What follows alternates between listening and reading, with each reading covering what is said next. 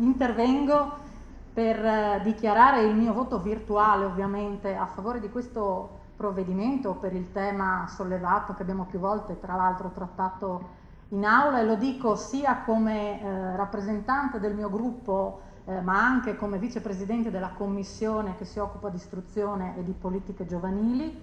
Credo che voi oggi abbiate dimostrato che siete assolutamente in grado di valutare quali siano le scelte migliori per il futuro, e quindi è fondamentale che voi vi riappropriate di qualunque spazio di partecipazione e proposta e decisione politica.